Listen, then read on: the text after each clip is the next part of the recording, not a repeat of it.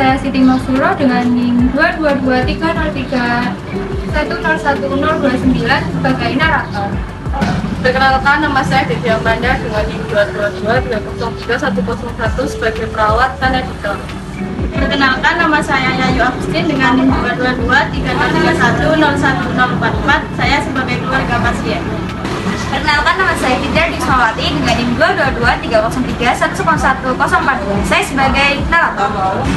Perkenalkan, nama saya Dela Puspita Sari dengan NIM 22230311022 sebagai kameramen.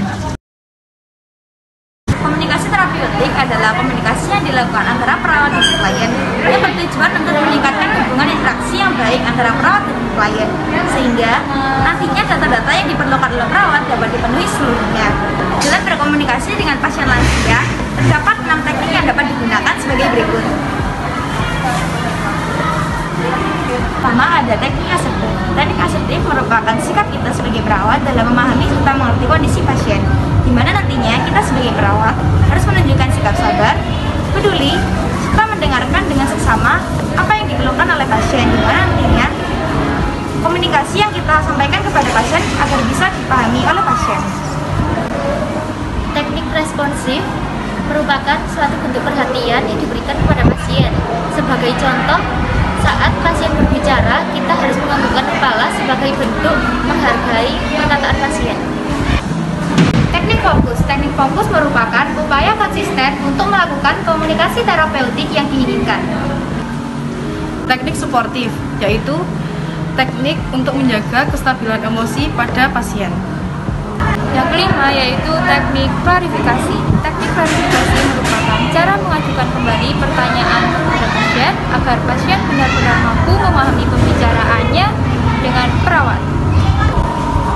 Teknik yang keenam yakni teknik sabar dan ikhlas, yakni perawat harus mampu bersikap sabar dan ikhlas dalam menangani pasien lansia, karena di mana pada usia tersebut sering mengalami perubahan emosi yang tidak stabil layaknya anak-anak. Yang pertama adalah tahap prainteraksi. Tahap ini dibagi menjadi dua, yaitu internal dan eksternal. Internal terdiri dari kesiapan diri perawat dan rencana yang akan dilakukan kepada pasien.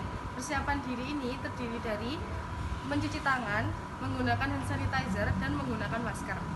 Sedangkan tahap eksternal yaitu kesiapan perawat untuk mengetahui data-data pasien yang berasal dari rekam medik atau data-data pasien yang berasal dari wawancara keluarga.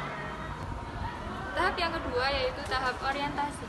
Tahap orientasi merupakan tahap awal interaksi antara perawat dengan pasien yang bertujuan untuk merencanakan apa yang akan dilakukan pada fase selanjutnya. Terdapat beberapa kegiatan pada tahap orientasi ini. Yang pertama yaitu memberikan salam terapeutik, yang kedua evaluasi dan validasi perasaan pasien, dan yang ketiga melakukan kontrak hubungan meliputi kontrak tujuan interaksi, kontrak waktu, dan kontrak tempat. Selanjutnya yakni tahap kerja. Tahap kerja adalah inti dari keseluruhan proses komunikasi terapeutik. Pada tahap ini, perawat dan pasien bekerjasama dalam menghadapi masalah yang dihadapi pasien. Dan pada tahap ini mengandung rencana tindakan yang akan dilakukan perawat kepada pasien. Tahap terminasi merupakan tahap akhir dari pertemuan perawat dengan pasien. Tahap ini dibagi menjadi dua, yaitu terminasi sementara dan terminasi akhir. Terminasi sementara yaitu interaksi antara perawat dengan pasien, tetapi akan bertemu kembali pada waktu yang telah disepakati bersama. Terminasi akhir yaitu terminasi yang akan dilakukan perawat saat perawat telah menyelesaikan proses keperawatan secara menyeluruh. Assalamualaikum. Waalaikumsalam. Saya masuk, Mbak? Oke, boleh.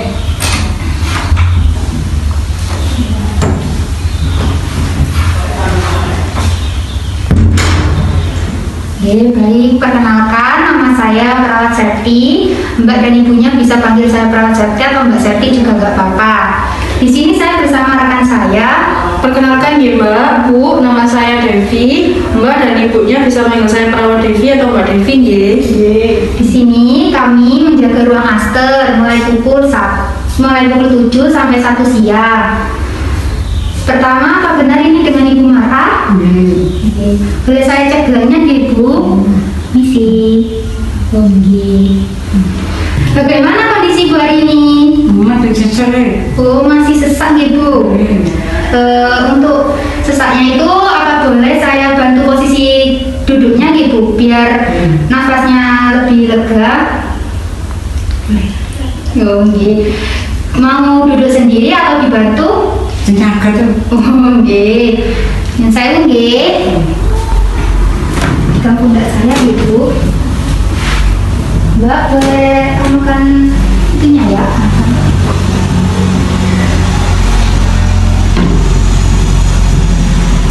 Sebelah kanan Ibu. Makan. Anu enggak bantalnya aja Mbak? Oh, nggih. Nah, tentang kurang ngaten.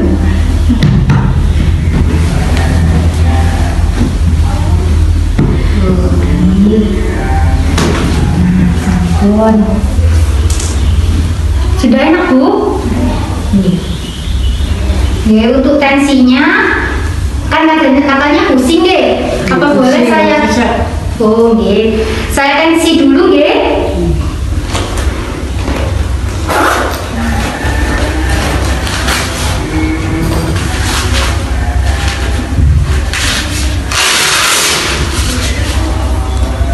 Permisi nggih Bu.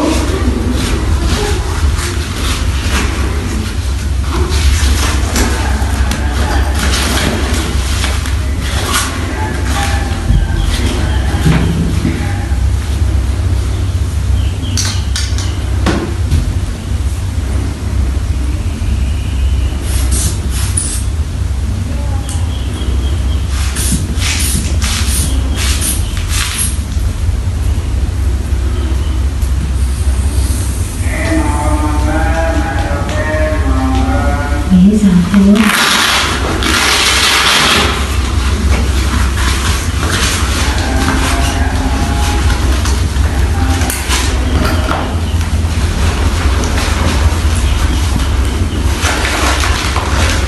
Baik Bu, untuk hasil tensi barusan darah Ibu masih tergolong tinggi, masih ada di angka 160/95. Dan di sini Ibu dianjurkan untuk. Baik Bu, sebelumnya saya boleh tanya nggih, ibunya suka makan kayak sate sama gulai nggih? Nggih, sate enak Bu. Oh nggih, enak nggih Bu ya. Tapi untuk sekarang itu dihindari dulu nggih Bu, karena itu termasuk makanan yang berkolesterol tinggi dan itu kan tadi tensinya tinggi nggih. Jadi diusahakan untuk menghindari makanan-makanan yang berkolesterol tinggi nggih. Ibunya dibantu nggih Mbak? Nggih Mbak. Dan untuk pola hidup sehat sendiri, ibunya harus melakukan aktivitas-aktivitas di luar ruangan nggih, seperti jalan-jalan, terus berjemur dan melakukan kegiatan-kegiatan yang lain. Apakah Ibu bisa nggih? Nggih. Apakah sudah bisa dipahami Bu, Mbak? Nggih Mbak, tapi kata ibu saya itu tengguknya itu susah Mbak untuk dibuat noleh ini susah. Oh nggih. Bagian mana Bu yang sakit? Bikin sedang tuh. Oh nggih. Itu bisa termasuk ke efek makan-makan yang berkolesterol tinggi Mbak. Untuk itu dianjurkan untuk melakukan diet jantung. Apakah sudah paham Bu, Mbak? Nggih Mbak, sudah. Oke, baik, terima kasih nggih Mbak, Bu. Nggih. Baik Bu, Mbak, acara tindakan Baik Bu, Mbak, untuk tindakan hari ini sudah selesai nggih. Tadi yang sudah disampaikan oleh rekan saya, apa ada yang kurang jelas Mbak? Sudah jelas Mbak. Oh nggih. Nanti 2 jam kemudian kami akan kembali lagi nih Bu untuk mengecek tensi Ibu, semoga ada penurunan. Dan untuk Mbaknya, nanti kalau ada kesulitan atau ada kendala bisa hubungi kami di ruang perawat nih Mbak. Nanti kami bantu ke sini. Oke, untuk tindakan hari ini, sampun. Semoga ibunya cepat sembuh, nggih. Oke, kami pamit dulu. Assalamualaikum. Salam. Monggo nggih, Mbak. Nggih Mbak, Bu. Nggih Mbak.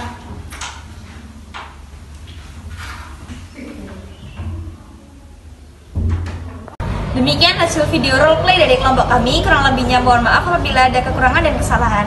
Wassalamualaikum warahmatullahi